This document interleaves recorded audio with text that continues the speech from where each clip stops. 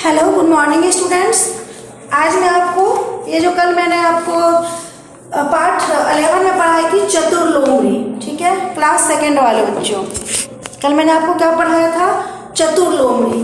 तो चतुर्लोमरी के बारे में इसमें क्या बताया था बेटा? इसमें क्या है, इस अध्याय में ये दिया गया है जो किसी भी कोई भी समस्याएं हो, कोई भी टाइम हो, लेकिन यदि हम अपने समझदारी से काम लेते हैं, अपने बुद्धि से काम लेते हैं तो हमारी जान बच सकती है। तो इसमें कहानी में क्या है बेटा, हमने आपको यहाँ तक रीडिंग करवाए थे कल।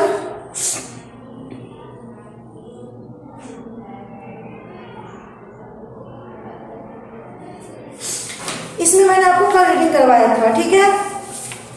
और मैं आज इसमें थोड़ा सा एक बार और इस कहानी को मैं आपको समझा देती हूँ। इस कहानी में क्या है बेटा? इस कहानी में यही है, जो एक जंगल में शेर रहता था, वो बूढ़ा हो गया था। बूढ़ा होने के क्या कारण था बेटा? बूढ़ा होने के कारण वह शिकार नहीं कर पाता था, चल फिर नहीं पाता था। एक दिन क्या हुआ, वह अचानक इधर उधर घूम रहा था तो उसे एक गुफा दिखाई दी। उसने क्या किया, उस गुफा के अंदर जाके बैठ गया। उसने सोचा जरूर इसमें कोई ना कोई जानवर जरूर होगा। तो जब वो, और उस गुफा में एक लोमड़ी रहती थी। लोमड़ी उस क्या करती थी, सुबह जाती थी अपना भोजन ढूंढने के लिए, और भोजन ढूंढते हुए शाम के टाइम जब शाम हो जाता था तो वो घर आती थी उस गुफे में। तो एक दिन वैसे ही क्या हुआ, जब लोमड़ी शाम हुआ तो शाम के टाइम जब वो अपने घर वापस आई तो वो देख के आश्चर्यचकित हो गई। उन्होंने देखा जो अंदर कोई गया है, क्योंकि अंदर जाने का पैर का निशान था, लेकिन बाहर कोई निकला नहीं है। बाहर में जो पैर की निशान होती है वो नहीं थी। तो उसने सोच लिया, समझ गई जरूर अंदर कोई है। उसने अपने बुद्धि से काम लिया और अपने दिमाग से काम लिया, अपने बुद्धि आइडिया लगाया। थोड़ी देर के बाद उसने क्या किया बेटा, जोर जोर से चिल्लाया, गुफा गुफा क्या मैं अंदर आऊं? तो शेर ने सोचा, लगता है लोमड़ी रोज ऐसे ही बात करती है, जो क्या मैं अंदर आऊं?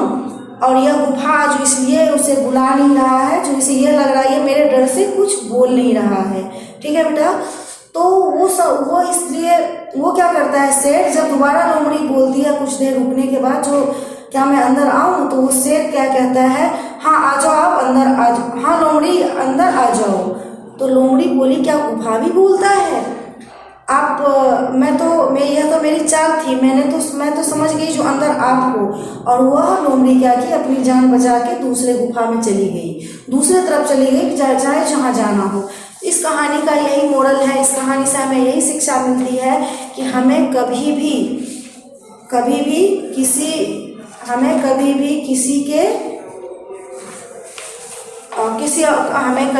कैसी भी संकट में घबराना नहीं चाहिए। अपनी बुद्धि से, अपने दिमाग से काम लेना चाहिए, ठीक है बेटा। तो आप लोगों को लेसन 11 में कंप्लीट करा दी हूँ। अब इसका जो है क्वेश्चन आंसर वो मैं आपको नेक्स्ट क्लासेज में करवाऊंगी।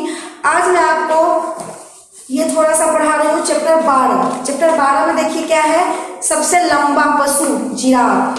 सबसे लंबा पशु क्या दिखाया गया है इसमें, सबसे लंबा पशु जिराफ।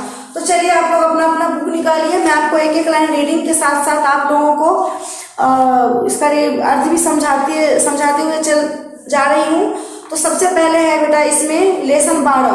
लेसन 12 में क्या है, अध्याय परिचय। हम अध्याय में लेखक ने संसार के सबसे लंबे पशु जिराफ के बारे में जानकारी दी है। इसमें क्या कह रहा है बेटा, जो इस चैप्टर में संसार के जो सबसे लंबे पशु हैं जिराफ, उसके बारे में हमें बताए हैं। तो चलिए देखते हैं क्या बताए हैं। तो यहाँ पे क्या है, क्या आप जानते हैं कि संसार का सबसे लंबा पशु कौन है? क्या आप जानते हैं? जानते होंगे, क्योंकि जिराफ को आप लोग टीवी पे देखे होंगे, बुक्स में देखे, जैसे कि अभी आपके बुक्स में है, यहाँ पे देखिए जिराफ। ओके, तो संसार के सबसे लंबे पशु का नाम क्या है? जिराफ। इस पे यहाँ पर लोग अंडरलाइन कीजिए। संसार के सबसे लंबे पशु का क्या नाम है बेटा? जिराफ। ओके, जिराफ अफ्रीका और सहारा रेगिस्तान के दक्षिणी भाग में पाए जाते हैं। यहाँ पे अंडरलाइन कीजिए, जिराफ जो है वो कहाँ, अफ्रीका और सहारा रेगिस्तान के दक्षिणी भाग में पाए जाते हैं। कहाँ पाए जाते हैं?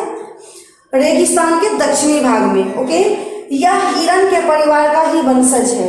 ये जो है जिराफ वो हिरण के ही वंशज है। ठीक है, जिराफ प्रायः 4.5 से 5 मीटर तक लंबे होते हैं। जिराफ की जो लंबाई होती है बेटा वो कितनी होती है? 4.5 से 5 मीटर तक उसकी लंबाई होती है। कहीं कहीं 6 मीटर लंबे जिराफ भी देखे जाते हैं। कहीं कहीं क्या होता है बेटा? 6 मीटर लंबे जिराफ भी देखे जाते हैं। तुम सोचते होंगे कि कोई जानवर इतना लंबा कैसे हो सकता है। जिराफ की लंबी गर्दन और लंबे पैर ही उसे दुनिया का सबसे लंबा जानवर बनाते हैं। जिराफ की क्या है? लंबी टांगे, लंबी पैर, आप लोग देख रहे हैं फोटो में, लंबी पैर और लंबी गर्दन उसे सबसे दुनिया का सबसे लंबा जानवर में गिनती कराते हैं, बनाते हैं। ठीक है, 2 मीटर लंबी तो इसकी पूंछ होती है। इसकी पूंछ की लंबाई क्या होती है बेटा? 2 मीटर। कितनी होती है इसकी पूंछ की लंबाई? 2 मीटर। ओके, अब नेक्स्ट में चलिए, क्या है नेक्स्ट चैप्टर? पेज नंबर 72 में चलिए। 72 में अब पेज नंबर 72 देखिए बेटा, 72 में क्या है? ठीक है, 72 और 73 पेज नंबर 12 का मैं नेक्स्ट क्लासेस में करवाऊंगी। आज मैं आप लोगों को यहाँ तक सिर्फ करवाई हूँ। ठीक है, पेज नंबर 71। ओके, इसमें क्या है एक बार मैं फिर से आपको उसको समझा देती हूँ। ठीक है, आप लोग इसे रीडिंग कीजिएगा। सबसे लंबा पशु जिराफ। विश्व में सबसे लंबा पशु किसे माना गया है? जिराफ को। और किस वजह से माना गया है? क्योंकि उनकी गर्दन जो होती है बहुत लंबी होती है और उनकी जो पैर होती है, टांगे, वो भी बहुत लंबी होती है, जिस वजह से उन्हें संसार का सबसे लंबा जानवर माना गया है।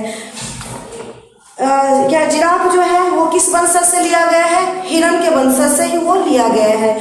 और जिराफ का जो लंबाई होता है कितना होता है? 4.5 मीटर, 4.5 से 5 मीटर तक लंबे होते हैं जिराफ। कहीं कहीं 6 मीटर लंबे भी होते हैं। ठीक है, तुम सोचते होंगे कि कोई जानवर इतना लंबा कैसे हो सकता है। जिराफ की गर्दन, लंबे पैर और उसे दुनिया का सबसे लंबा जानवर बनाते हैं। मैंने अभी आपको बताया है, अभी डिस्कस किया है, जो जिराफ जो है वो सबसे लंबे किस वजह से होते हैं? तो उनकी अपनी गर्दन और अपनी टांगों के वजह से वो दुनिया के सबसे लंबे जानवर में कौन होते हैं, गिने जाते हैं। तो बाकी जो इसका है, जो बचा हुआ है, वो मैं आपको नेक्स्ट क्लास में पढ़ाऊंगी। और लेसन 11 का क्वेश्चन आंसर फिलअप्स जो है वो मैं आपको नेक्स्ट क्लासेस में करके भेज भी दूंगी और उसे डिस्कस भी करूंगी, उसको आप मैं करवा भी दूंगी। ओके बेटा, थैंक यू।